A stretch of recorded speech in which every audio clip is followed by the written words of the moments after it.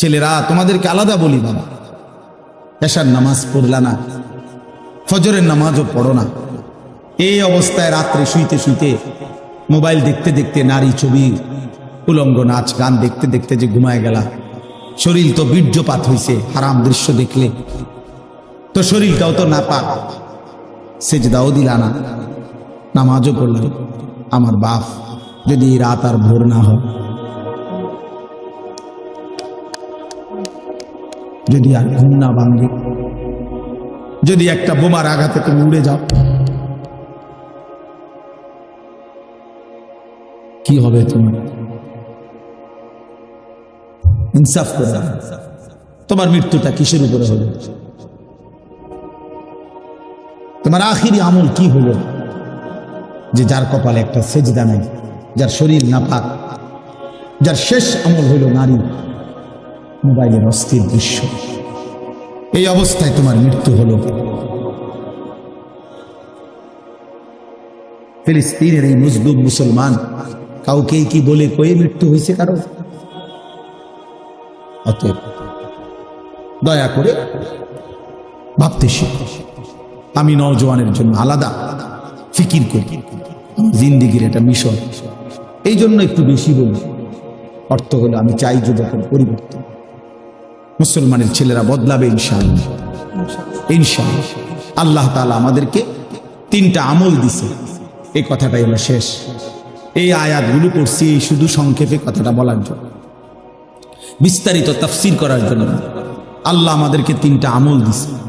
আল্লাহ বলছে 3টা আমল আমারে বুঝায় দাও, আমি আল্লাহ ওয়াদা দিলাম হকের বিজয় আসবে। কয়টা আমল? 1, ফজর সহ 5 ওয়াক্ত নামাজ। আকিমিস সালাতা লিদুলুকিশ শামসি ইলা গাসাকিল লাইলি ওয়া কুরআনাল ফাজর। এই বিস্তারিত ব্যাখ্যা করলাম, এই শুধু সংক্ষেপে আয়াতের অর্থ এটা। ফজর সহ 5 ওয়াক্ত নামাজ। 1 নম্বর আমল কি বলেন ভাই, বলেন ছেলেরা, বলো বাপ। ফজর সহ 5 ওয়াক্ত নামাজ। ফজরের নামাজে খোদার কসম মুমিনের বিজয়, কালেমার বিজয়, আল্লাহর কসম। এই পৃথিবীতে হকের বিজয় হবে, মাহাদির বিজয় হবে, দাজ্জালের পরাজয় হবে ফজরের মুসল্লি দ্বারা। ফজরের মুসল্লি ছাড়া, ফজর নামাজের সেজদা ছাড়া, তোমার ওই ব্যক্তিকে ছাড়া কালেমার বিজয় হবে না। এটা হাদিসের বক্তব্য। ফজরের নামাজ যেই নাফরমান পড়ে না, তোমারে দিয়ে আকামলা কোনো কাম হতো না। তুই বাতে খাইবা না, তুমি বনে খাইবা, বিড়িয়ে খাইবা, তুমি বেরিয়ে চাইবা, মোবাইলে চাইবা, তুমি নর্তুকি দেখবা, তোমার জিন্দিগি নাফরমানের জিন্দিগি এমনি এমনি শেষ হবে। এই মনে রাখ, এই বাত কতগুণ খাইলে আর কি, আর মুতে ধরলে মুতে লাইলে আর কি, শেষ কাম হইতো না। ফজর বিহীন, ফজরের সেজদা বড় দামি সেজদা। ফজর নামাজে ওয়াক্তকে বলা হয় ওয়াক্তুল ইনকিলাব। ফজরের নামাজের সময়টাকে বলা হয় পরিবর্তনের সময়। পরিবর্তনের সময় ফজরের নামাজের সময় রাত্রির সব ফেরেশতা জমিনে আসমানে ফিরে যায়।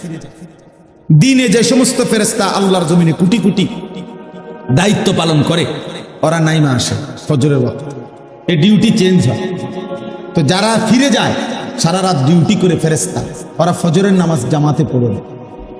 আর যারা আসে ওরাও আইসা ফজরের নামাজের জামাত ধরে। একেবারে খোদার কসম, এটা হাদিস, আল্লাহর কসম। এটা রাসূলুল্লাহ সাল্লাল্লাহু আলাইহি ওয়াসাল্লাম বলেছেন, তাজতামিউ মালাইকাতুল লাইল ওয়া মালাইকাতুন নাহার ফিল ফজর। রাত্রের ফেরেশতা দিনের ফেরেশতা ফজরের ওয়াক্তে একসাথে। এজন্য ইন্না কুরআনাল ফাজরি কানা মাশহুরা, এজন্য ফজরের ওয়াক্তে সম্মেলন, ইমানদার একত্র হয়, ফেরেশতা একত্র হয়। হ্যাঁ, এজন্য আল্লাহ বলছে ফজরের নামাজ বিহীন দ্বীনের বিজয় আসবে না। আর মানুষের অন্তর একসাথে 2 জিনিস ভাবতে পারে না একই মুহূর্তে। এটা মনোবিজ্ঞানের কথা। অর্থ হইল যে একই মুহূর্তে 2টা ভাবতে পারে না। একটা ভাবলে অন্যগুলো স্টপ থাকে, আবার এটা সরাইয়া আরেকটা ভাবতে হয়। এই জন্য মোবাইলের কথাটাই যদি বারবার মনে পড়ে, তার নিজের কথা মনে পড়ে, আর নিজের দিকে নজর দিলে অন্যগুলো ভুলে যান। এই জন্য নিজের প্রতি মনোযোগী হওয়া দরকার। প্রত্যেকেই যদি ভাবি সারা পৃথিবীব্যাপী মুসলমান নির্যাতিত, মজলুম, যুবক ভাই তোমাদেরও ভাবা উচিত, তোমরা মুসলমানের ছেলে, কিশোর, নওজোয়ান, ফিলিস্তিনে, গাজাতে, ইন্ডিয়াতে, কাশ্মীরে, আরাকানে, সর্বত্রই মুসলমান ব্যাপকভাবে নির্যাতিত। মুসলমানের পবিত্র রক্তে আল্লাহর জমিন ভেসে গেছে। গাজা, ফিলিস্তিনের মাটিতে চিন্তা করলে এখন পানির চাইতে রক্ত বেশি উঠবে। 1948 সাল থেকে আজকের 2025 সাল, এই মোট 77 বছর ধরে ইসরায়েলের এই বেঈমানদের দ্বারা ফিলিস্তিনবাসী মুসলমান নির্যাতিত। 1948 সালে শুরু হয়েছে। 1948 সালেই ইসরায়েল অবৈধভাবে ফিলিস্তিনের ভূমিতে এই অন্যায় একটি রাষ্ট্র দাবি করছে। তাদের ভূমি সম্পূর্ণ মিথ্যা, গাঁজাখুরি, অযৌক্তিক, অবাস্তব একটি কথা। আর আজকে এখন আইসা তারা এই ইসরায়েল, এই আমেরিকা ভদ্রতার, মানবতার, মনুষ্যত্বের সমস্ত নিয়ম কানুন তারা ভুলে গেছে। একেবারে পিশাচ, নরখাদক, যাদের মধ্যে ন্যূনতম কোনো ভদ্রতা, মানবতা বলতে কিচ্ছু নেই। কারণ নারী, শিশু, বৃদ্ধ এটা হত্যা করা পৃথিবীর কোনো যুদ্ধনীতিতে, কারো কোনো যুদ্ধনীতিতে নাই। পৃথিবীতে যুদ্ধের ইতিহাস নতুন না। পৃথিবীর শুরু থেকেই যুদ্ধ এটা পৃথিবীর একটা চলমান ধারা। মুসলমানদের কাফেরদের সাথে মুসলমানদের যুদ্ধ হয়েছে। এই ছাড়াও পৃথিবীর অন্য জাতি, দেশ যুগে যুগে, কালে কালে যুদ্ধ হচ্ছে। তো পৃথিবীর কোন যুগে যুদ্ধনীতি নারী, শিশু, বৃদ্ধ হত্যা করার কোনো বিধান নাই, কাফেরদের মতাদর্শও নাই। কিন্তু এই বেঈমানরা সমস্ত নিয়ম কানুন, ভদ্রতা সব কিছুকে বিসর্জন দিয়ে অকাতরে নারী, শিশু, বৃদ্ধকে শহীদ করে দিচ্ছে। তাইলে এই জন্য আমেরিকা, ইউরোপের, বিশেষ করে আমেরিকা এবং ইসরায়েল, এই বেঈমানদের মধ্যে ন্যূনতম কোনো ভদ্রতা নেই, মনুষ্যত্ব, মানবতা বলতে কিচ্ছু। জন্তু, জানোয়ার, হাইওয়ান এদের কাছে ফেল, লজ্জা পাচ্ছে। তাহলে এই করুণ মুহূর্তে, এই ভীষণ ভয়ানক মুসলমানের এই দুর্দিনে, ওই আপনি একটার পর একটা আমি আনতে বলছি, এগুলো কীর্তন, এগুলো আনেন, শুধু শুধু একটার পর একটা আনেন। যার দরকার তো সে উনিই বলবে লাগবে কিনা। তো আমাদের এটা ভাবা উচিত ইনসাফের সাথে, যে আমার আর কোনো করণীয় আছে কিনা। হোক আমার চাইতে দূরে, দূরে না কাছে, বড় কথা না।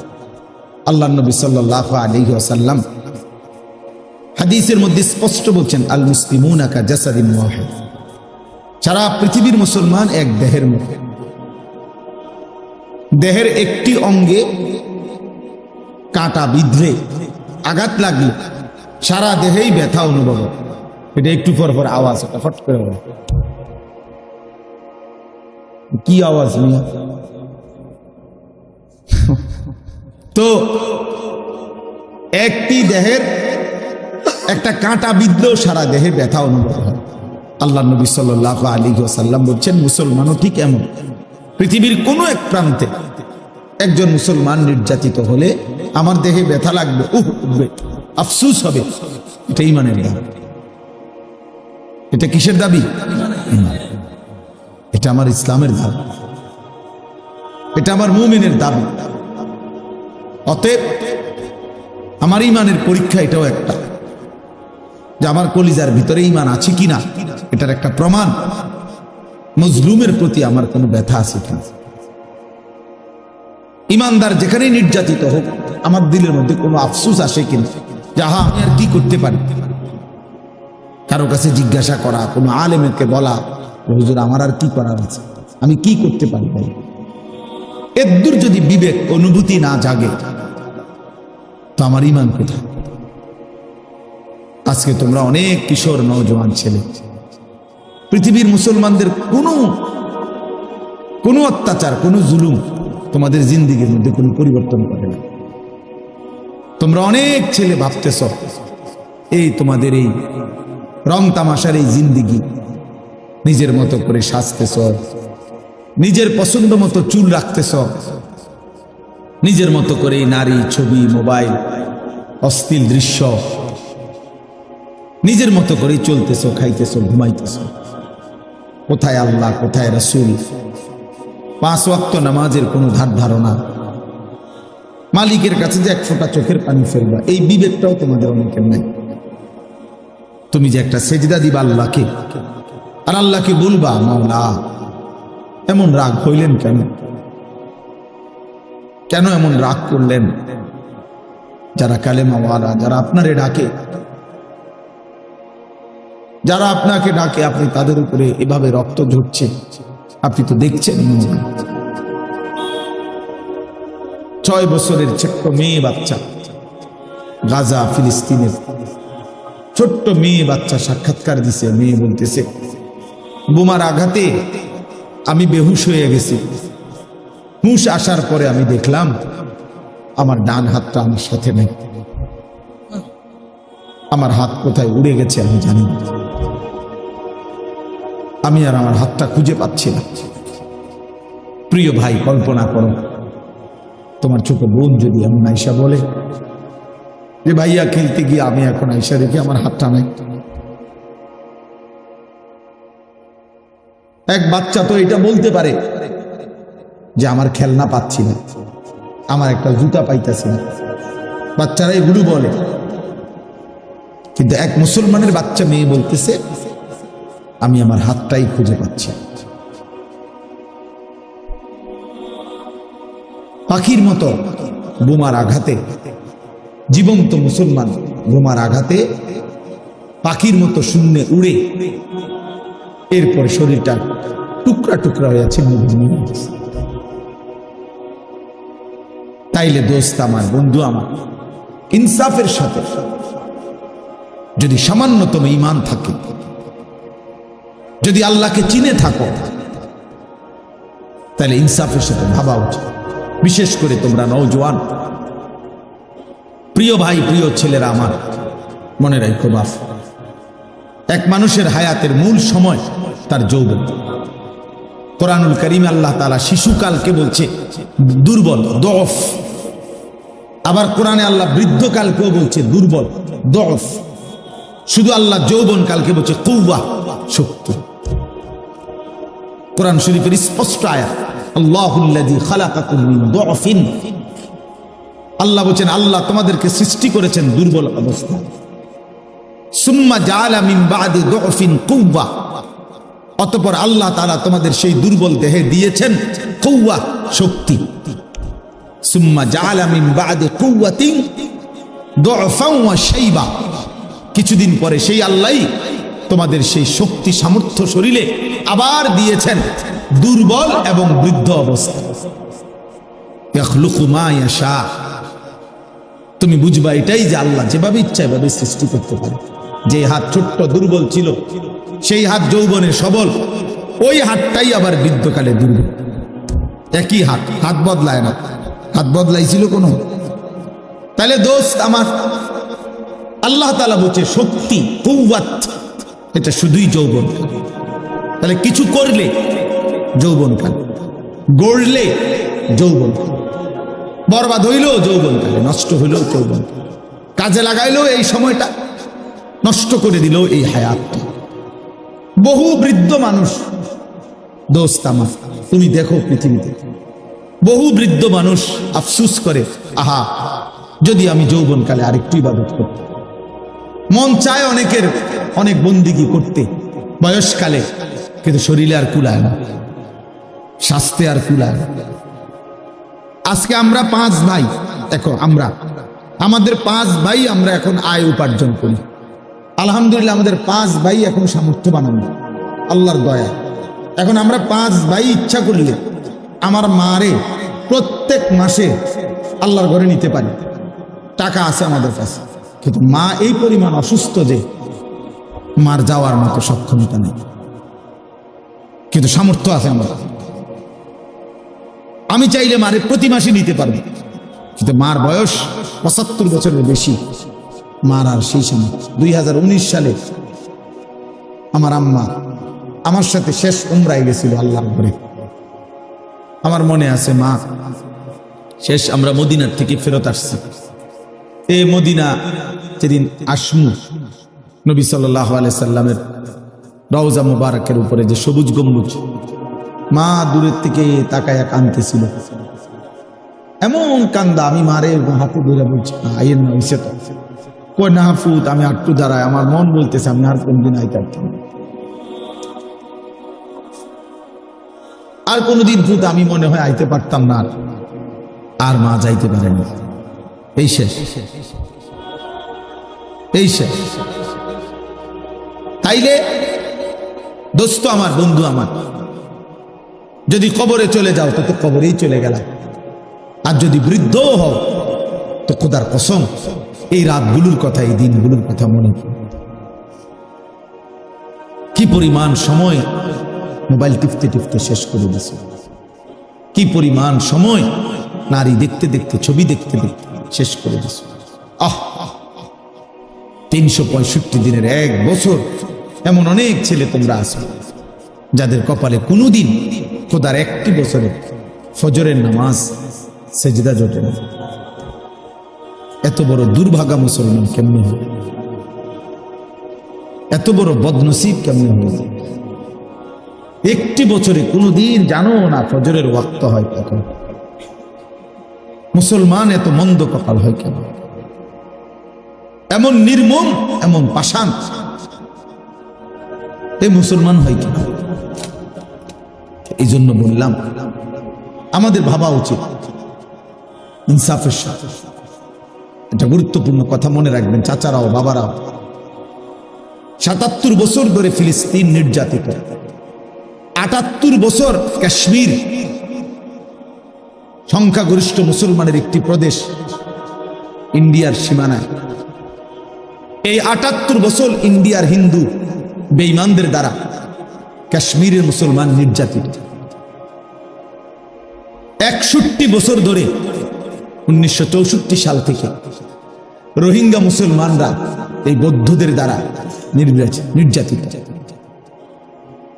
তাইলে একটাবার চিন্তা করা উচিত, পৃথিবীতে ফিলিস্তিন 77 বছর ধরে নির্যাতন, রক্ত দিচ্ছে, কাশ্মীর 78 বছর ধরে রক্ত দিচ্ছে, রোহিঙ্গা মুসলমান 61 বছর ধরে রক্ত দিচ্ছে। তাদের 20 বছরের বাচ্চাটা জীবনে কোনোদিন সুখ দেখে নাই, ওইখানকার 30 বছরের লোকটা কোনোদিন নিরাপত্তা পায় নাই। তাহলে কি নিশ্চয়তা আছে যে আমরা মৃত্যু পর্যন্ত আজীবন, তোমরা বর্তমানের এই ছেলেরা, তোমরা যে নিরাপত্তাই পাইবা, তোমাদের উপরে এমন মুসিবত আসবে না, রক্ত কোনোদিন তোমাদেরকে দেখতে হবে না, বোমার আঘাত তোমাদের উপরে পড়বে না, মহল্লাকে মহল্লা বেঈমান ঘুরাইয়া ফেলবে না? এর কি নিশ্চয়তা, কি গ্যারান্টি কার্ড তোমরা পাইছো ভাই? বল, একটা ছেলে বলো, চারদিকের প্রতিবেশী যাদের কাফের, আমাদের কাঁটা তারের বেড়ার চোর দিকে যারা কাফের, তারপরও আমরা যদি মনে করি আমরা চিরদিন নিরাপদ থাকব, এটা কি নিশ্চয়তা? এই বোকামির অর্থ কি বলেন? আমাদের চারদিকে আমাদের কাঁটা তারের প্রতিবেশী ইমানদার না কাফের? তো তো আমাদের দেশে কয় জুতার মধ্যে পাড়া দিয়ে মানুষ ঝগড়া করে, পায়ে পাড়া দিয়া। ইচ্ছা করে অনেকে, মানে পিছনে জুতার মধ্যে পাও দিয়া এরপরে কাজ্জা লাগায় ইচ্ছা করে। আজকে আমাদের প্রতিবেশী এরকম পায়ে পাড়া দিয়া ঝগড়া লাগতেছে। ঝড় আসতেছে দোস্ত, তুফান আসতেছে, তুফান আসতেছে। তামাশা করতেছো করো, অসুবিধা নাই, অসুবিধা নাই। সারা ভারতের মধ্যে লক্ষ লক্ষ মুসলমানের উপরে জুলুম চলছে। ভারতের লক্ষ লক্ষ মুসলমানের অক্ষ সম্পত্তি ছিনায় নেওয়ার সমস্ত পরিকল্পনা সংসদে বিল পাশ করছে ইন্ডিয়ার সরকার। শত শত মাদ্রাসা এরই মধ্যে ইন্ডিয়া সিলগালা করে বন্ধ করে দিছে। পুরাতন মসজিদ ভেঙে ফেলতেছে। তাইলে এই সব মিলাইয়া আমরা যে চিরদিন নিরাপদ থাকবো তার কি নিশ্চয়তা আমাদের কাছে বলেন? আজকে আপনারা যারা বাবা আছেন, আপনারা অনেক বয়স্ক মানুষ আছেন, জিন্দিগিটা শেষ বয়স, এই চা বন বিড়ি চা দোকানের আড্ডায় জীবনটা শেষ করে দিতেছেন। আপনারা মনে করছেন এটাই আপনাদের ডিউটি। আপনি বয়ে বয়ে চা খান চা দোয়ানে, আর আমনের ফুটে রাস্তার পাশে কোনা কানার মধ্যে উলঙ্গ ছবি দেখে মোবাইলে, আমনে গপ মারেন চা দোয়ানে। আমনে ঘুমান পাশের রুমে, আমনের ঘরে পাশের রুমের ছেলে সারা রাত উলঙ্গ ছবি দেখে মোবাইলে, আমনে ঘুম যান। আপনার ঘরে বাপ থাইকা মা থাইকা আপন সন্তান ক্ষুধার একটা বছরে কোনোদিন একই ঘরে ঘুমায়, বাপ মা আছে, মুসলমান মা বাপ, সন্তান আছে, সন্তান এক ওয়াক্ত নামাজ পড়ে না, কোনোদিন ফজরের নামাজ পড়ে না, এমন জানোয়ার নিয়া মুসলমানের বাপ আপনি কেমনে থাকেন? এটা তো আস্থা জানোয়ার, এটা তো আস্থা জানোয়ার, এটা মানুষ না। সেজদাবিহীন হয় মানুষ হয় না,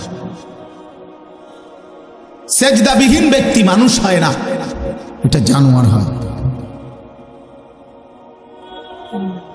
জানোয়ার হয়। অতএব ইনসাফের সাথে ভাবেন বাবারা, ইনসাফের সাথে ভাবো ছেলেরা তোমরা।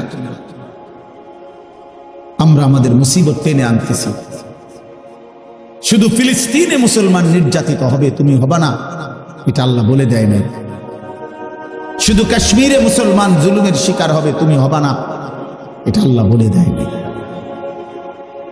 আমাদের এই অব্যাহত গুনাহ, আমাদের এই লাগাতার নাফরমানি, আমাদের দিন রাতের এই বেনামাজি জিন্দিগি, আমাদের এই হারাম রোজগার, আমাদের সুদ ঘুষ মিথ্যা, ওজনে কম দেওয়া, এই অবৈধ উপার্জন, আমাদের মারা বেপর্দা, বোনেরা বেপর্দা, আমাদের ঘরে ঘরে রঙিন টেলিভিশন, নাচ গান নাটক সিনেমা, আল্লাহর কসম আমাদের মুসিবত আসবেই, আমাদের বিপদ আসবেই, আমাদের বিপদ আসবে। আমরা আল্লাহর দিকে না ফিরলে, আমরা আল্লাহর কাছে না ফিরে আসলে, চোখের পানি না ফেললে, আল্লাহকে সেজদা না দিলে, আল্লাহর কাছে হাত জোড় না করলে আমাদের মুসিবত আসবে। আমি অনুরোধ করছি প্রত্যেকেই বুঝতে শেখেন। এই বাপ, প্রত্যেকেই বুঝতে শিখো ছেলেরা। জাতিসংঘ খোদার কসম কোনোদিন মুসলমানের কোন সমস্যার সমাধান করবে না। জাতিসংঘ যদি সমাধান করত তো ৭৭ বছরে ফিলিস্তিনের সমাধান হইত। জাতিসংঘ যদি সমাধান করত তো ৭৮ বছরে কাশ্মীরের সমস্যার সমাধান হইত। জাতিসংঘের বেঈমানরা যদি সমস্যার সমাধান করত তো ৬১ বছরে রোহিঙ্গাদের সমস্যার সমাধান হইত। এ ৯০০ করে ৯০০, এ বিবৃতি দেয়, আলোচনা করে, গভীর শোক প্রকাশ করে, নিন্দা কয়, এ তারে নারে সম্বম কথা কয়, এই দেখতেছি আগাইতেছে ফিরচাইতে আছে। মানে এই সমস্ত ৯০০ কথা দিয়েই একটি দেশ, একটি অঞ্চল গাজা, মুসলমানের এই ফিলিস্তিনের গাজা ভূমি আজকে একদম সমান, শুনশান, নীরবতা, একেবারেই মৃত্যুপুরী, যেখানে কোনো মানুষের অস্তিত্ব নাই, যেখানে একটা ঘর নাই, যেখানে মাটির উপরে মানুষের সব নিশ্চিহ্ন করে ফেলছে। এই সভ্য পৃথিবীতে, গোটা পৃথিবীর মোবাইলে, ছবিতে, অনলাইনে, সারা পৃথিবীর চোখের সামনে দেখতেছে, কিন্তু কোথায় বিশ্ব বিবেক? কোথায় ইউরোপিয়ানদের মানবতাবোধ? কোথায় হিউম্যানিটি? কোথায়? এজন্য আমাদেরকে আমাদের আল্লাহর কাছ থেকে বিজয় আনতে হবে, আমাদেরকে আমাদের আল্লাহর কাছ থেকে সাহায্য আনতে হবে। ওই ছেলে, তোমরা যারা রাস্তায় দাঁড়ায় কথা বলতেছ, বেটা এখান থেকে চলে যাও। বেটা কথা বলে কেন জায়গা না থাকলে?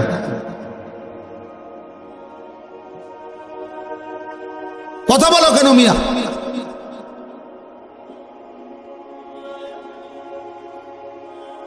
আমাদের প্রিয় নবী সাল্লাল্লাহু আলাইহি ওয়াসাল্লাম বদরের যুদ্ধের দিন, আমরা বদরের যুদ্ধের নাম সবাই জানি না? এই বদরের যুদ্ধের দিন বুখারীর riwayat স্পষ্ট আছে, 313 জন সাহাবীকে নবী সাল্লাল্লাহু আলাইহি ওয়াসাল্লাম যুদ্ধের ময়দানে দাঁড় করাইছে। সাহাবীদেরকে কাফেরদের মোকাবেলা, 1000 কাফেরের মোকাবেলা, 313 জন। তাহলে জনবল কম, জনবল কম না? আবার অস্ত্র বলতে কিচ্ছু নাই। এই 313 জন সাহাবীর কাছে সর্বোচ্চ 7 থেকে 8টা তলোয়ার, আর কিছু না। 2টা শুধু ঘোড়া, ঘোড়া ছিল শুধু 2টা, 8টা তরবারি, আর কারো কাছে কিচ্ছু নেই। আর ওরা পূর্ণ যুদ্ধের সাজে সজ্জিত। ওদের কাছে যুদ্ধের যত তীর, বর্ষা, বল্লম, ঢাল, তলোয়ার, ঘোড়া সবকিছু পর্যাপ্ত ছিল আবু জাহেলের নেতৃত্বে। আল্লাহ নবী সাল্লাল্লাহু আলাইহি ওয়াসাল্লাম, হাদিসে স্পষ্ট আছে, নবীজি 313 জন সাহাবীকে দাঁড় করিয়ে বললেন, তোমরা অপেক্ষা করো, আমিও আদেশ না দেওয়া পর্যন্ত যুদ্ধ শুরু করবা না। এই কথা বলে নবীজি সাল্লাল্লাহু আলাইহি ওয়াসাল্লাম পিছনের দিকে আসছে। আয়েশা একটা পাহাড়ের টিলার নিচে, উঁচু জায়গা থেকে নিচে পাহাড়ের পাশে আল্লাহ নবী সাল্লাল্লাহু আলাইহি ওয়াসাল্লাম সেজদা দিছে।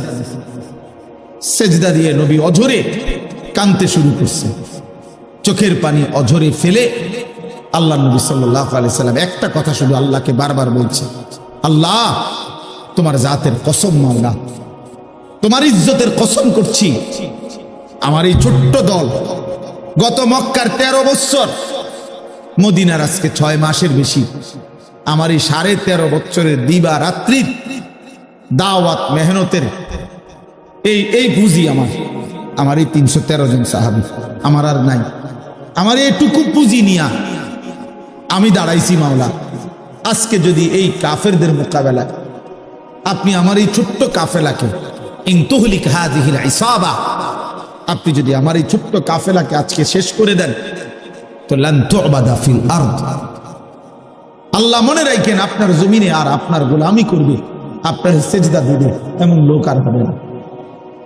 কে ডাকবে আপনাকে? আর এইভাবে নবী যখন আহাজারি শুরু করছে, কান্না শুরু করছে, চোখের পানি ফেলা শুরু করছে, দোয়া শুরু করছে, খোদার কসম আল্লাহ জিব্রাইল পাঠিয়ে জানায় দিছে, বন্ধু ফাস্তাজাবা লাহুম রাব্বুহুম, আমি দোয়া কবুল করলাম, আন্নী মুমিদ্দুকুম বিআলফিন মিনাল মালাইকাতি মুরদিফিন, 1000 ফেরেশতা যুদ্ধের সাজে সজ্জিত করে আমি আপনার সাহায্যে পাঠিয়ে দিলাম। এবং আল্লাহ তাআলা মুসলমানদের বিজয় দান করছে। চোখের পানি বিজয় নিয়ে আসছে। চোখের পানি কি নিয়ে আসছে? চোখের পানি বিজয় নিয়ে আসছে, দোয়া বিজয় নিয়ে আসছে, সেজদা বিজয় নিয়ে আসছে। তাহলে 3 জিনিস একত্র করছে নবীজি। 1 হলো সেজদা দিছে, 2 চোখের পানি ফেলছে, 3 কি করছে? দোয়া। এজন্য মুমিনের সফলতা, মুমিনের বিজয় সেজদার মধ্যে, মুমিনের বিজয় চোখের পানির মধ্যে, মুমিনের বিজয় দোয়ার মধ্যে। সমপরিমাণ অস্ত্র দিয়া, সমপরিমাণ লোক বল, জনবল দিয়া আমরা হইত না, হবে না, আমাদের হবে না, আমরা দরকার না। আমরা কাফেরদের সমপরিমাণ অস্ত্র নিয়া রেডি হইয়া এরপরে যুদ্ধ, এই পর্যন্ত না। আমরা আমাদের সামর্থ্য দিয়ে প্রস্তুতি, আমরা আমাদের সামর্থ্য নিয়ে দাঁড়াবো আর সেজদা দেব মালিককে, চোখের পানি ফেলবো আল্লাহর কাছে, দোয়া করব আল্লাহর কাছে। খোদার কসম, আজও সেই বদরের রব যিনি বদরে সাহায্য পাঠাইছেন তিনি আজও আছেন। আছেন? উনি আছেন এখনো? আল্লাহ এখনো আছেন, সেই মালিক আজও আছে, সেই বিজয় আজও আসবে। মুসলমান শেষ পর্যন্ত পৃথিবীর সব জায়গায় মুসলমানই শেষ পর্যন্ত বিজয় হয়েছে।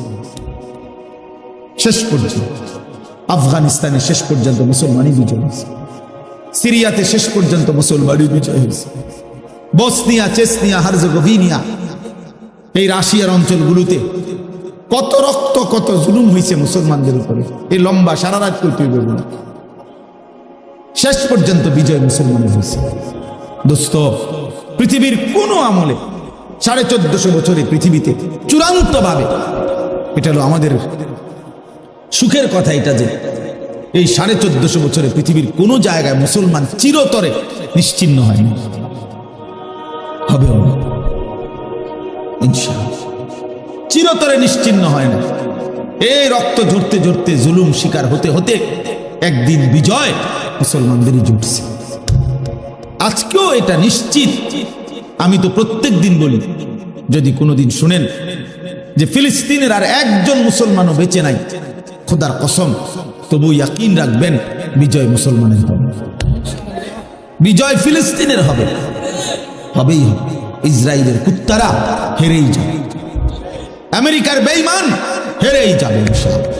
বহু বুজুর্গের, আল্লাহর ওলিদের, আল্লাহর প্রিয় বান্দাদের ভবিষ্যৎবাণী আছে যে আমেরিকা পৃথিবীর ইতিহাস থেকে, মানচিত্র থেকে মুছে যাবে, মানচিত্র,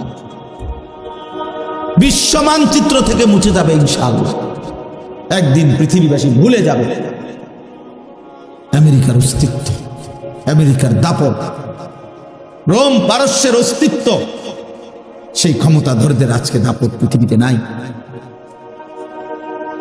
এই জন্য আমার ভাই, আল্লাহ তাআলা কাকে দিয়ে দ্বীনের বিজয় করাবেন, সেই পরিমাণ পর্যাপ্ত সংখ্যক আল্লাহ তাআলা তার বাহিনী, মজবুত মুজাহিদ আল্লাহ তো তৈরি করবেন। বিজয় তো আল্লাহ দেবেন, বিজয় তো হবেই, কিন্তু দেখার বিষয় হলো ইসলামের বিজয়ে, আল্লাহর দ্বীনের বিজয়ে, সারা পৃথিবীব্যাপী কালেমার বিজয়ে আমি কামে লাগলাম কিনা, তোমারে নিল কিনা, দোস্ত, দেখার বিষয়।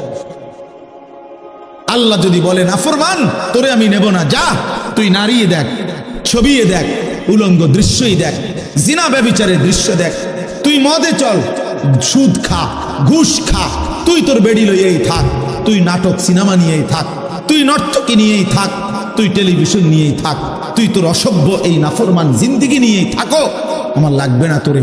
আমি আল্লাহ তোর মতো নাফরমান লাগবে না। আমি আমার দ্বীনের জন্য পর্যাপ্ত পরিমাণ জানবাজ মুজাহিদ আমি আল্লাহই তৈরি করে নেব। সেদিন হবে তো এই যে পৃথিবীতে ইসলামের বিজয় তো হবে, কোরআনের বিজয় তো হবে, কিন্তু তুমি বদনসিব হয়তো জাহান্নামে হবে। কোরআন শরীফে কথা স্পষ্ট আছে, কোরআনে আছে ভাইয়া, কোরআনে, আমি এটা বানাইয়া বলি না। কোরআন শরীফে আল্লাহ বলছে, ওয়ালা তাকুনু কাল্লাযীনা নাসুল্লাহ ফাআনসাহুম আনফুসাহুম। সরাসরি কোরআনের আয়াত। আমি দেরি করতে চাই না, অল্প কিছু কথায় আমার আর শেষ। আল্লাহ তাআলা বলছেন, হে ঈমানদার, তুমি আল্লাহকে এই পরিমাণ ভুলে যেও না, এত বেশি আল্লাহরে ভুলে যেও না। বেশি দিন যদি ভুলে যাও, ফাআনসাহুম আনফুসাহুম, আল্লাহ নিজে বলছে একদিন বান্দা আমি তোমাকে তোমার পরিচয় ভুলাই দেব।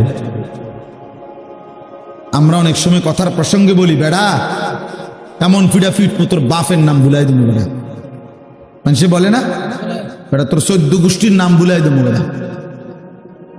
এই আল্লাহ তাআলা কসম, কোরআন শরীফ আল্লাহ বলছে, বান্দা আমি তোর পরিচয় ভুলাই দেব, তুই বেশি বাড়াবাড়ি করবি, আত্মপরিচয় ভুলে যাবা, আর কোনোদিন মনে পড়বে না তুমি মুসলমান, আর কোনোদিন মনেই পড়বে না তোমার একজন আল্লাহ আছে, কোনোদিন মনেই পড়বে না তোমার আখেরাত হবে, কবর হবে, হাসরের ময়দান হবে, বিচারের মাঠ হবে, ফুলসেরাত পার হইতে হবে, আমলনামা হাতে নিতে হবে, মিজানের পাল্লায় ওজন হবে, জান্নাত কিংবা জাহান্নাম হবে, আযাব কিংবা শান্তি হবে।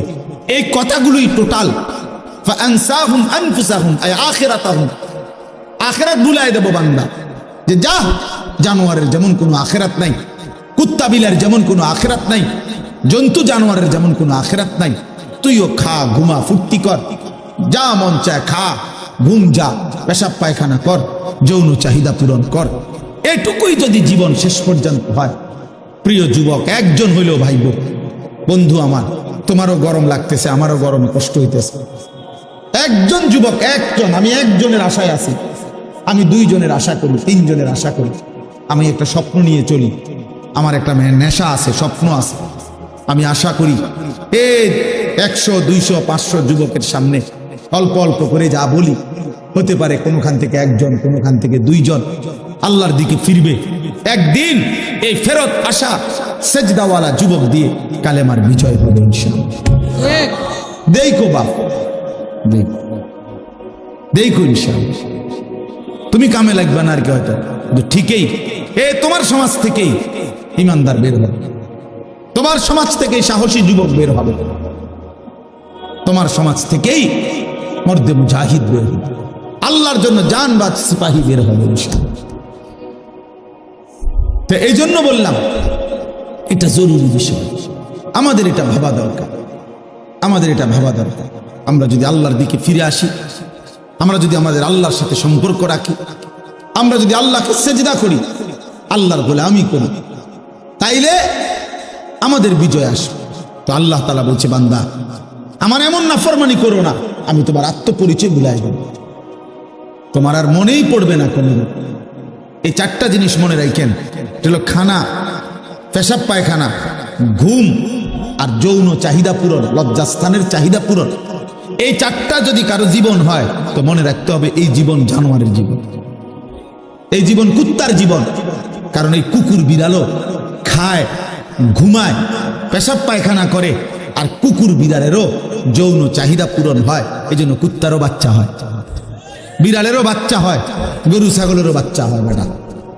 তাহলে জীবন মানে যদি হয় খাইছো আর ঘুমাইছো আর পেশাব পায়খানা আর যৌন চাহিদা পূরণ, এরই নাম যদি জীবন, তো এই জীবনের সাথে কুত্তার জীবনের পার্থক্য কি? কুকুর বললে রাগ করলা, রাগ করো না দোস্ত, কোরআন বলছে কুত্তা, কোরআন বলছে রাগ করার কোনো সিস্টেম নাই। কোরআনে আল্লাহ বলছে ওয়াত্তাবা হাওয়াহু ফামাসালুহু কামাসালিল কালব। আল্লাহ বলছে মনের ইচ্ছা মতো যে চলে, তার মনে যা চায়, মনের চাহিদার অনুসরণ যে করে, আমার মনে যা চায়। যুবক, তুমি এমন চুল রাখলা কেন? আমার মন চাইছে। তুমি এক ওয়াক্ত নামাজ পড়ো না কেন? মন চাইছে। তুমি সারাদিন নারী দেখো, ছবি দেখো, মোবাইলে উলঙ্গ নাচ দেখো, সারাদিন বন্ধুদের সাথে আড্ডা দাও, কোথায় আল্লাহ, কোথায় রাসূল, কোথায় সেজদা, কোথায় নামাজ? এই যে মনের ইচ্ছা মতো চলে, খোদার কসম বাবা, প্রিয় ছেলে আমার, সন্তান আমার, বন্ধু আমার, বাপ, মনে রাখো কোরআনে আল্লাহ বলছে ফামাসালুহু কামাসালিল কালব। সরাসরি এখানে আলেম আছে, মাদ্রাসার তালেব ইলম আছে, তুমি জিজ্ঞাসা করো। আল্লাহ বলছে ওয়াত্তাবা হাওয়াহু, মনের ইচ্ছার অনুসরণ করে। এই নাফরমানকে আল্লাহ তুলনা দিছে ফামাসালুহু কামাসালিল কালব। আল্লাহ বলছে তার উদাহরণ, তার দৃষ্টান্ত কামাসালিল কালব, কুত্তার মতো, কুত্তার মতো, কুত্তার মতো, কুত্তার মতো। এই নাফরমান, সেজদা ছাড়া তোরা যারা ছেলে, তোদের যাদের কপালে জীবন সেজদা নাই, মনে রাখিস নওজোয়ান, তোর জীবন কুত্তার জীবন। আমার নাম মনে রাখিস, আমি বলে গেলাম। আমি আর কোনোদিন আসতে হবে এই চিন্তা নিয়ে কখনই বয়ান করেন, একবারে শুন, আর আইন লাগবে না, আরেকবার আইনের দরকার নেই আমার। তো মনে রাখো বাপ, যে জীবন আল্লাহ চেনো না, যে জীবন সেজদা চেনো না, যে জীবন ফজরের নামাজ পড়ো না, যে জীবন আল্লাহকে সেজদা করতেই শিখলা না, 18 বছর, 16 বছর, 17 বছর, 20 বছর, অথচ মালিককে সেজদা করতে জানো না, তোর জিন্দিগি কুত্তার জিন্দিগি। মনে রাখিস, রাস্তার কুকুরের সাথে একটা সেলফি তুলে একসাথে ছবি দিও, যে তখন মানুষকে জানতে চাইবা নিচে দিয়া যে দুইজনকে কেমন দেখায়। দেখো মানুষ নিচে লিখে দিবে দুই জানোয়ারকে চমৎকার দেখায়।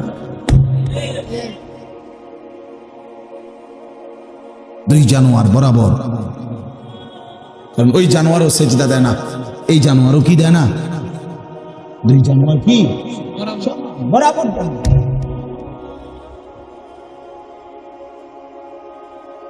নাহলে এর চেয়ে জ্বলন্ত আয়াত কি বলে, কামাসালিল কালব ইন তাহমিল আলাইহি ইয়ালহাস আও তাতরুকহু ইয়ালহাস। কেন সেজদা দিবা না? কেন বাবা নামাজ পড়বা না? সমস্যাটা কোথায়? নামাজ পড়তে অসুবিধাটা কোন? শয়তানে তোমারে নিষেধ করছে? কোন ইবলিসে তোমারে নিষেধ করছে? কোন শয়তানে নিষেধ করছে? আপনারা যারা বাবারা আছেন আপনাদেরকেও বলি, মাঝ বয়সী লোক আপনাদেরকেও বলি, শুধুমাত্র সংসার বলতে খাট পালং আর সোফা ফার্নিচার নিয়ে ব্যস্ত থাকেন। জিফুত নামাজ পড়ে না, পর্দা করে না, বউ পর্দা করে না, অপদার্থ বেড়া বইয়ে বইয়ে সাদওয়ানে গপ মারে, খেতে লম্বা লম্বা কথা কয় বেড়া। তোর বউ বেটা সেজদা দেয় না, তোর ছেলে বেটা এক ওয়াক্ত নামাজ পড়ে না, তোমার মেয়ে পর্দা করে না, তোমার ঘরে প্রতিদিন রঙিন টেলিভিশনে নাচ গান চলে, তুমি মুখে বিড়ি, 60 বছর বয়স এখনো বিড়ি খাও, তুমি কথা কইলে গালি ছাড়া কথা বলতে পারো না, রঙিন টেলিভিশনে নাচ গান, তুমি সিনেমা নাটক দেখো, বেড়া কয় অমুক হুজুরের আকিদা গেলাম, বেড়া বিড়ি খাই না বেড়া। আপনি কিতা বোঝেন সুন্নি ওয়াহাবি? হ্যাঁ, আপনি কিতা বোঝেন? সাদওয়ানে বইয়া আপনি বুঝা লাইছেন হ্যাঁ সহি ইসলাম, আর আমরা বসে ঘাস কাটছি বসে বসে। হ্যাঁ, আমরা ঘাস কাটি বইয়া বইয়া। 30 বছর যিনি রসুলের হাদিস পড়ায় উনি ইসলাম বুঝে না, উনি বুঝে নাই, আপনি বুঝা লাইছেন, আপনি বুঝে ফেলছেন। ওইতে নবীর দুশ্মন, ওইতে ওয়াহাবি, ওইতে নবীর দুশ্মন। হেবড়া আসে রসুল, হেবড়া আসে রসুল। জিজ্ঞাসা করেন না চাচা আসে রসুল, চাচা মেসওয়াক করে না যে কত বছর ধরে? হ্যাঁ, দস্তরখান বিছায় খানা খান কতদিন ধরে? হ্যাঁ, কোনো উত্তর নাই। আরো কয় কি জানেননি? আমল থাকতে পারে, নবীর এশক নাই, আমল থাকতে পারে, আমল থাকতে পারে, ওয়াহাবিদের মধ্যে আমল পাইবেন, আমল থাকতে পারে, কিন্তু কি নাই, নবীর এশক নাই। এতে কি তারে কে জানি এটা কি কয় কথা? একটা কথা তো আগা মাথা থাকা উচিত, কথা তো একটা ফায়জামা থাকা উচিত। এটা কিতে কথা বলে? আমার রাসূল সাল্লাল্লাহু আলাইহি সাল্লামের সাথে আমার দুশমনি, এই কারণে আমি দাঁড়িয়ে রাখছি নাকি? এটা একটা কথা হইল না।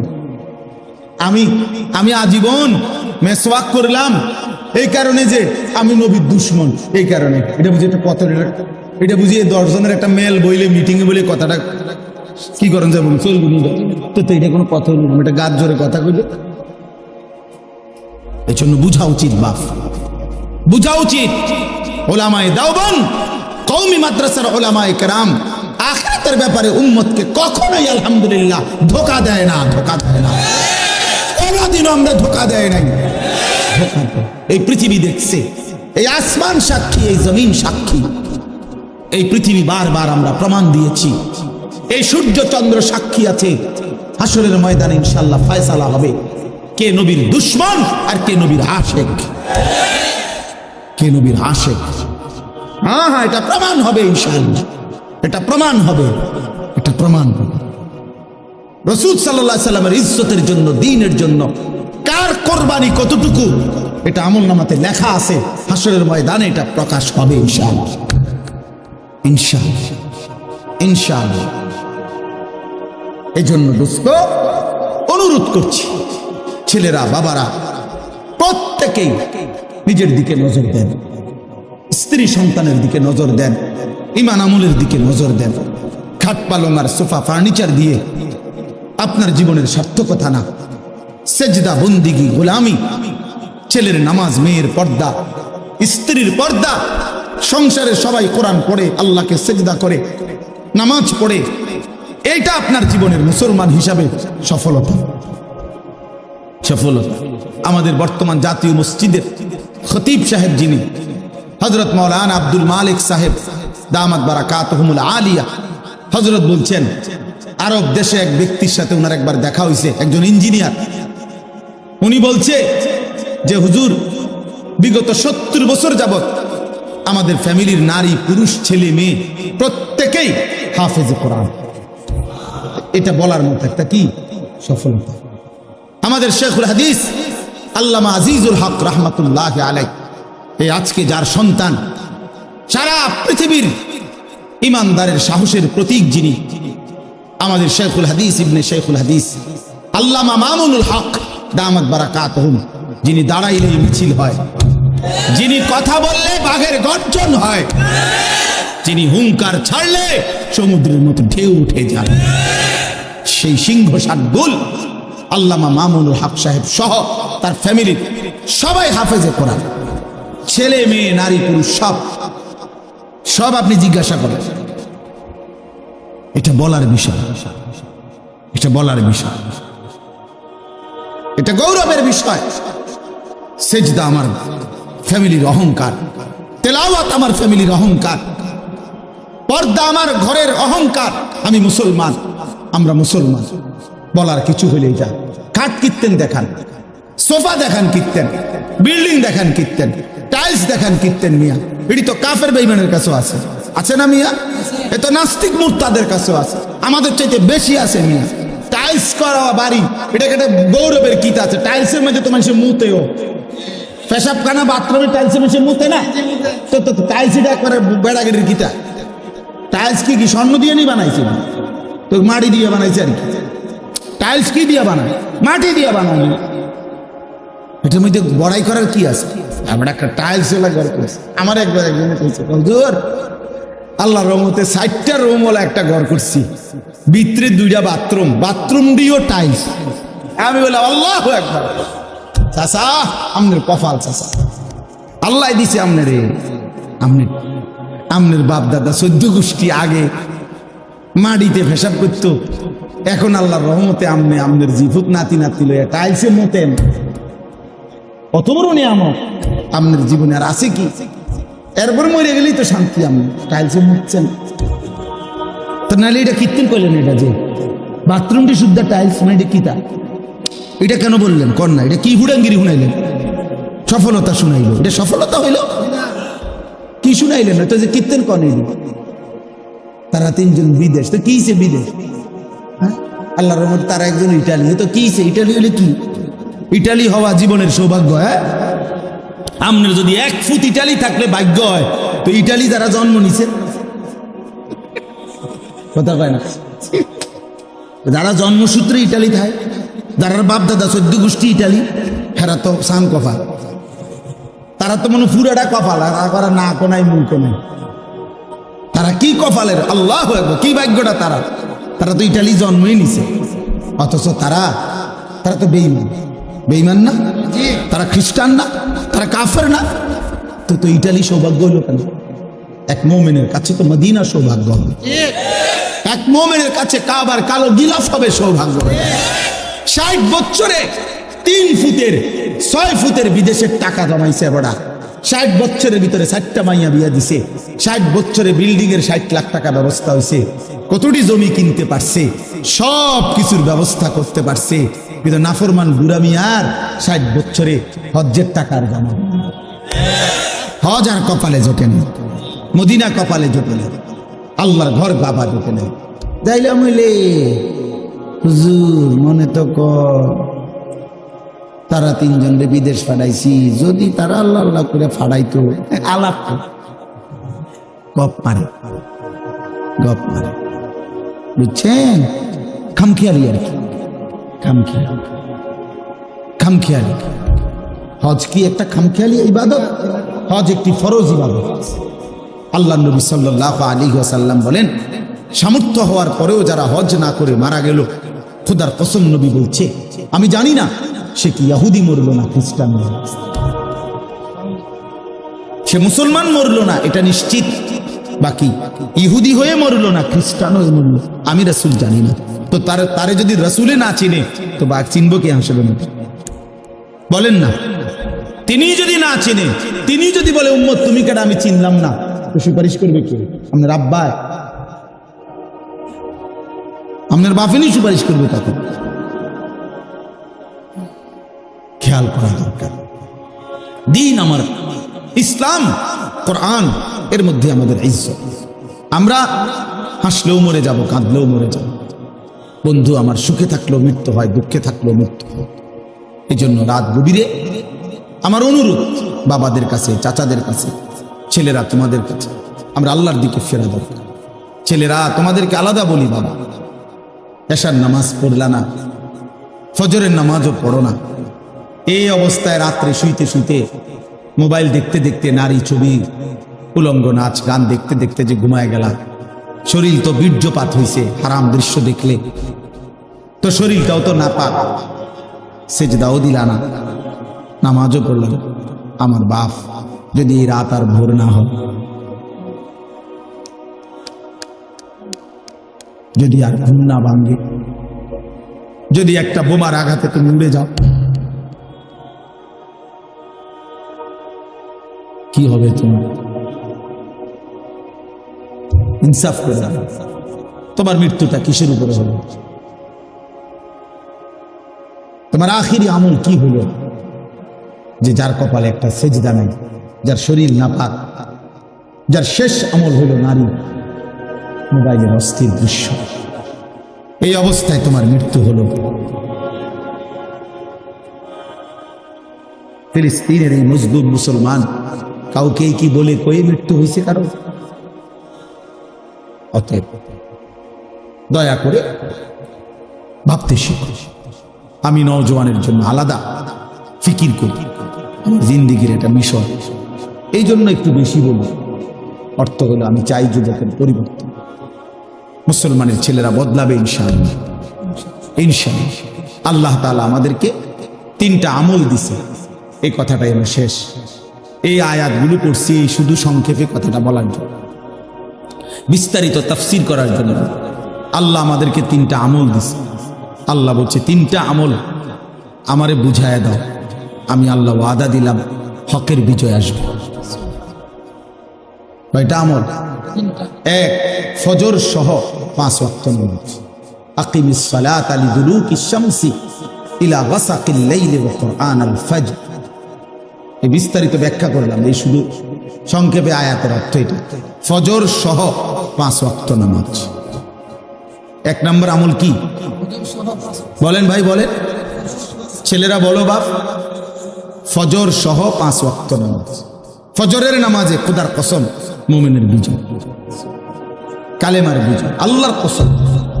এই পৃথিবীতে হকের বিজয় হবে, মাহাদির বিজয় হবে, দাজ্জালের পরাজয় হবে ফজরের মুসল্লি দ্বারা। ফজরের মুসল্লি ছাড়া, ফজর নামাজের সেজদা ছাড়া, তোমার ওই ব্যক্তিকে ছাড়া কালেমার বিজয় হবে না। এটা হাদিসের বক্তব্য। ফজরের নামাজ যেই নাফরমান পড়ে না, তোমারে দিয়ে আকামলা কোনো কাম হতো না। তুই বাতে খাইবা না, তুমি বনে খাইবা, বিড়িয়ে খাইবা, তুমি বেরিয়ে চাইবা, মোবাইলে চাইবা, তুমি নর্তুকি দেখবা, তোমার জিন্দিগি নাফরমানের জিন্দিগি এমনি এমনি শেষ হইবে। এই মনে রাখ, এই বাত কতক্ষণ খাইলে আর কি, আর মুতে ধরলে মুতে লাইলে আর কি, শেষ কাম হইতো না। ফজর বিহীন, ফজরের সেজদা বড় দামি সেজদা। ফজর নামাজে ওয়াক্তকে বলা হয় ওয়াক্তুল ইনকিলাব। ফজরের নামাজের সময়টাকে বলা হয় পরিবর্তনের সময়। পরিবর্তনের সময় ফজরের নামাজের সময় রাত্রির সব ফেরেশতা জমিনে আসমানে ফিরে যায়। দিনে যে সমস্ত ফেরেশতা আল্লাহর জমিনে কোটি কোটি দায়িত্ব পালন করে, ওরা নাইমা আসে ফজরের ওয়াক্ত। এই ডিউটি চেঞ্জ হয়। তো যারা ফিরে যায় সারা রাত ডিউটি করে ফেরেশতা, ওরা ফজরের নামাজ জামাতে পড়ে না। আর যারা আসে ওরাও আইসা ফজরের নামাজের জামাত দেন। একেবারে খোদার কসম, এটা হাদিস, আল্লাহর কসম, এটা রাসূলুল্লাহ সাল্লাল্লাহু আলাইহি ওয়াসাল্লাম বলছেন, তাজতামিউ মালাইকাতুল লাইল ওয়া মালাইকাতুন নাহার ফিল ফজর। রাত্রের ফেরেশতা দিনের ফেরেশতা ফজরের ওয়াক্তে একসাথে। এজন্য ইন্না কুরআনাল ফাজরি কানা মাশহুদ, এজন্য ফজরের ওয়াক্তে সম্মেলন, ইমানদার একত্র হয়, ফেরেশতা একত্র হয়। হ্যাঁ, এই জন্য আল্লাহ বলছে ফজরের নামাজ বিহীন দ্বীনের বিজয় আসবে না, কালেমার বিজয় আসবে। কোরআন শরীফ আল্লাহ একটা সূরা নাজিল করছেন, সূরা ফজর। কোরআন শরীফ আল্লাহ কসম করছেন, ওয়াল ফজর, ফজরের কসম। কোরআন শরীফে আল্লাহ তাআলা অনেকগুলো জাতি, কওমে হুদ না, কওমে লূত, কওমে শুআইব, কওমে সালেহ, এই তিনটি নবীর জাতিকে আল্লাহ ধ্বংস করে দিছে, অবাধ্য জাতিকে। এই তিন জাতিকে আল্লাহ ধ্বংস করছে ফজরের ওয়াক্তে। সুবহ সুবহ ফাসবাহু ফি দারিহিম জাতিমিন, ফাসবাহু মানে সুবহ মানে ফজরের ওয়াক্ত। তাফসীরের মধ্যে আছে ফজরের ওয়াক্তে জালেম, পাপী, অবাধ্য, নাফরমান ধ্বংস হয়, ইমানদারের বিজয় হয়। এই জন্য আল্লাহ তাআলা বলছেন প্রথম আমল ফজর সহ 5 ওয়াক্ত নামাজ। এই জন্য যুবক ছেলেরা আজকে নিয়ত করো দিল থেকে, তুমি অন্তর থেকে তুমি পারবা ইনশাআল্লাহ। তুমি নিয়ত করো যে আমি ফজর পড়বো ইনশাআল্লাহ। বলো ভাইয়া, দিল থেকে বলো, চেষ্টা করো, হিম্মত করো ইনশাআল্লাহ। আল্লাহ তৌফিক দান। একটা অ্যালার্মওয়ালা 200 টাকা 300 টাকা দামের অ্যালার্ম বাজে জোরে, এরকম একটা ঘড়ি কিনো, ঘড়ি কিনা মাথার পাশে রাখো, ফজরের ওয়াক্তে ওঠো, হিম্মত করে উঠো, দেখবা 10 দিন ঠিক মতো উঠলে ইনশাআল্লাহ মজা লাগবে। ফজরের সেজদার বড় মহব্বতের সেজদা, খুব ভালো লাগবে। মোবাইলের মধ্যে অ্যালার্ম দেওয়া যায়, মোবাইলে অ্যালার্ম দাও, 5টা অ্যালার্ম দেওয়া যায়, 5টা, প্রত্যেক মোবাইলের মধ্যে 5টা করে অ্যালার্ম দেওয়া যায়। তো মোবাইলে অ্যালার্মগুলো দাও 5টা। আমার বাসার সামনের মসজিদে 5টা 5-এ জামাত এখন, তো তুমি 4:40, 4:50, 5টা, এই 3টে অ্যালার্ম দাও, বাজতে থাকবে পরপর, আস্তে উঠে যেতে পারবে। অ্যালার্মওয়ালা ঘড়ি কিন, 200 টাকা 300 টাকা 400 টাকা দামের কিন না, মাথার কাছে রাখ, হিম্মত করলে পারবে ইনশাআল্লাহ। দেখবা আগামী দিনে ইসলামের বিজয়ে আল্লাহ তোমার কাজে লাগবে। আজ কাজে লাগবে, আল্লাহ গ্রহণ না করলে হবে না। সাহাবায়ে কেরামের 14 বছরের 15 বছরের ছেলেরা নবীজির কাছে কাকুতি মিনতি করতেন যুদ্ধে অংশগ্রহণ করার জন্য, না পিছিয়ে থাকার জন্য। ও বুড়া আঙ্গুল দিয়া দাঁড়াইয়া নিজের লম্বা দেখাইছে, ইয়া রাসূলুল্লাহ আমি তবুও অংশগ্রহণ করতে চাই, আমি যুদ্ধে যেতে চাই, আমি জীবন দিয়ে লড়াই করতে চাই। আল্লাযীনা আমানু ইউকাতিলুনা ফি সাবিলিল্লাহ, আল্লাহ বলছে যারা মুমিন তারা আল্লাহর রাস্তায় কিতাল করে, যুদ্ধ করে, জীবন বিলিয়ে দেয়। ওয়ামান ইউকাতিল ফি সাবিলিল্লাহ ফায়ুকতাল আও ইয়াগলিব ফাসাউফা নুতিহি আজরান আযীমা। আল্লাহ বলে আমার রাস্তায় যে যুদ্ধ করবে, এবার যদি সে নিহত শহীদ হয় অথবা বিজয় লাভ করে, উভয়কেই আমি সর্বশ্রেষ্ঠ বিনিময় জান্নাত দেব। মরলেও জান্নাত, জিতলেও জান্নাত, জিতলেও জান্নাত। অতএব ইনশাআল্লাহ ফজর সহ 5 ওয়াক্ত নামাজ। দ্বিতীয় হলো তাহাজ্জুদ, রাত্রিবেলা, রাত্রিবেলা নামাজ পড়া আলাদা, একাকী, রাত গভীরে অন্ধকারে আল্লাহকে সেজদা দিয়ে চোখের পানি রাখুন, আল্লাহ বিজয় দিবে। আল্লাহ কি দিবে? 3 নাম্বার হলো দোয়া, অকুর রব্বি আদখিলনি মুদখালা সিদকিন, এই দোয়া। তাহলে 1 নাম্বার হলো কি? ফজর সহ 5 ওয়াক্ত নামাজ। 2 নাম্বার হলো অমিনাল লাইলি ফাতাহাজ্জাদ বিহি নাফিলাতান, তাহাজ্জুদ। 3 নাম্বার হলো দোয়া। ভাই বলেন, সবাই বলেন 1 নাম্বার কি? ফজর সহ 5 ওয়াক্ত। আমি যেমনি কইছি এমনি কোন, ফজর সহ 5 ওয়াক্ত নামাজ। বলেন কি 1 নাম্বার কি? 2 নাম্বার তাহাজ্জুদ। তাহাজ্জুদ চেষ্টা করে দেখো, ফজরের নামাজ নিয়মিত পড়লে ইনশাআল্লাহ একদিন অল্প সময় পরে তোমার তাহাজ্জুদ পড়ার তৌফিক হবে ইনশাআল্লাহ। আগে ফজরই পড়ো, শুরুই করো। 3 নাম্বার হলো কি? দোয়া, দোয়া, দোয়া।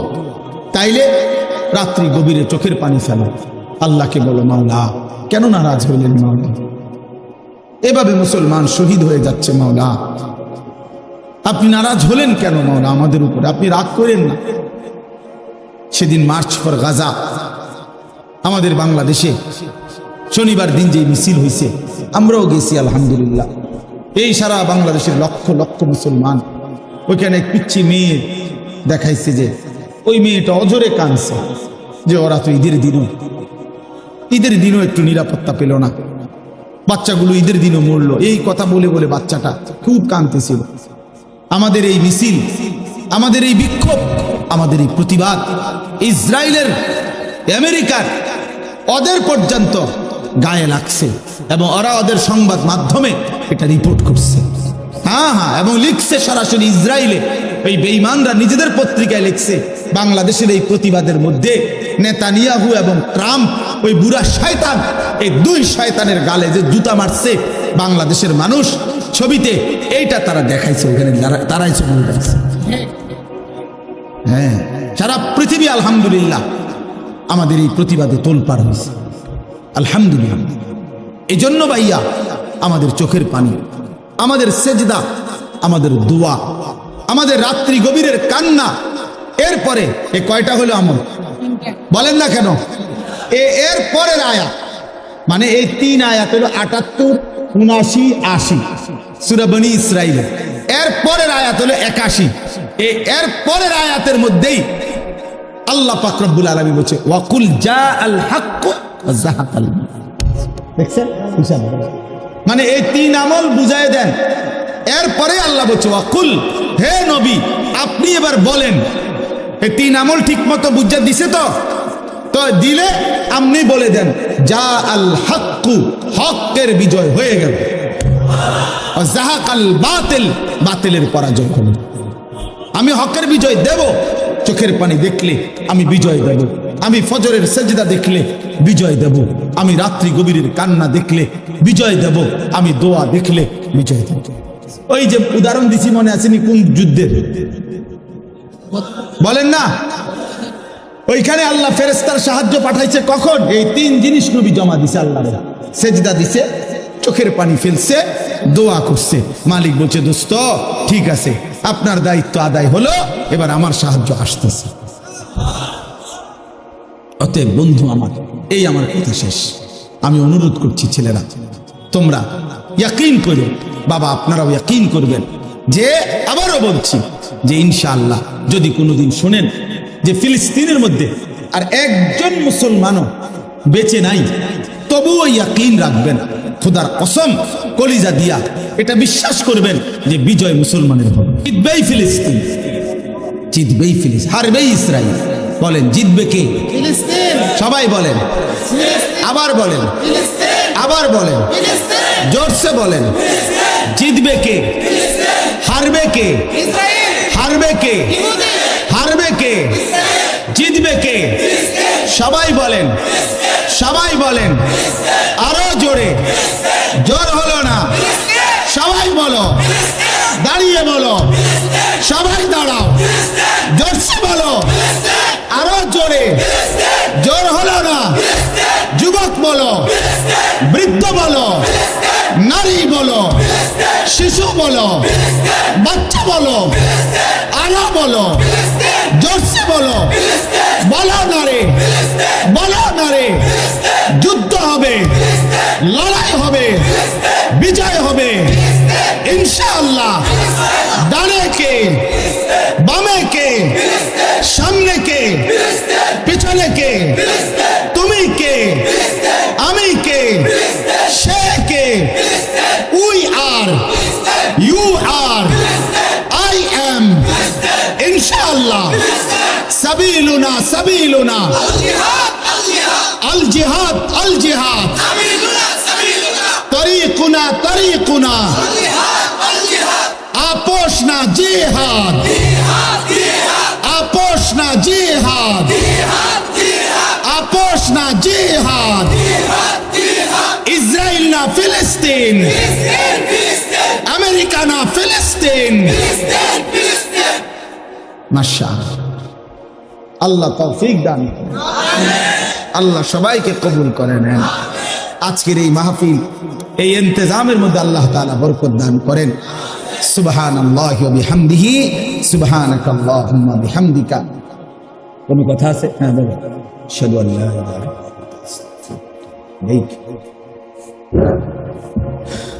আসসালামু আলাইকুম।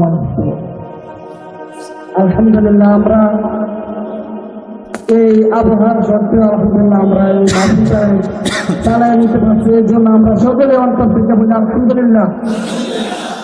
ভাই অনেক দৌড় আসলে আমরা এই কমিটিতে অনেক কষ্ট করছি যে বৃষ্টি দিয়ে আমাদের এই মাহফিল একটু সমস্যা হয়ে যায়। এই জন্য ভাই আমরা অনেক খুশি, আমরা খুশি নাই বিলে পাওয়ার জন্য।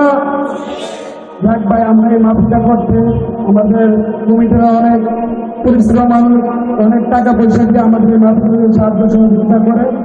আমরা যে রাস্তায় চলে যাবে ওরা হজরতের জন্য দোয়া চাই, আল্লাহ যেন হজরতকে নেক হায়াত দান করে, সকলে বলে আমিন। এ সমস্ত মর্দে মুজাহিদ আল্লাহ যে আমাদের মাঝে দিচ্ছেন, এতে আমরা খুশি নেবে যা। আমরা ওনাদের জন্য, ওনার শেখ হইল আল্লামা শেখ মুস্তাকুল নবী মাদ্রাসিল আলী, হজরতের শেখ, হজরতের পিসাব মুস্তাকুল নবী সাহেব হজরতকে খেলাফত দিচ্ছেন, আমি জানি। তো আমরা মুস্তাকুল নবী সহ আল্লামা আনিসুর রহমান আফসাহিম সাহেব, আমাদের ব্রাহ্মণবাড়িয়ার যত প্রযোজকারী আছেন, তাদের জন্য আমরা অন্তর থেকে দোয়া করি, আল্লাহ যেন তাদের হায়াত বৃদ্ধি করে দিন, বলে বলি আমিন। আমাদের অত্র এলাকার যে সমস্ত বুজুর্গানে দিন কবরে চলে গেছেন, বড় হুজুর রহমতুল্লাহ সহ আল্লামা মনিজুল সিরাজি, মুফতি নবুল্লাহ সাহেব, আমাদের অত্র এলাকার যিনি মুরব্বী ছিল মরহুম জেনারেল, এবং আমাদের দেখলা মাদ্রাসার মরহুম হাসানি সাহেব রহমতুল্লাহ সহ সকল বুজুর্গানে দিনের জন্য আমরা দোয়া চাই, তাদের দারাজার জন্য আল্লাহ তাআলা বুলন্দ করে দেন। এবং আমাদের ব্রাহ্মণবাড়িতে যে সমস্ত বুজুর্গানে দিন জীবিত আছেন, তাদের জন্য দোয়া চাই। হযরতের উস্তাদ হলো আমাদের শেখ সাজিদ রহমান সাহেব, হযরতের জন্য আমরা দোয়া চাই, আল্লাহ যেন হযরতকে নেক হায়াত দান করে, সকলে আমিন।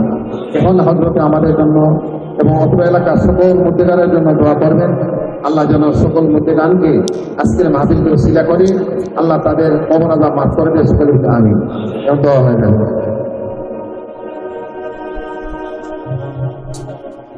আল্লাহুম্মা সাল্লি আলা মুহাম্মাদ। সর্বশেষ যুবক ভাই ছেলেরা, তোমাদের কাছে আমার একটা আলাদা আবদার আছে।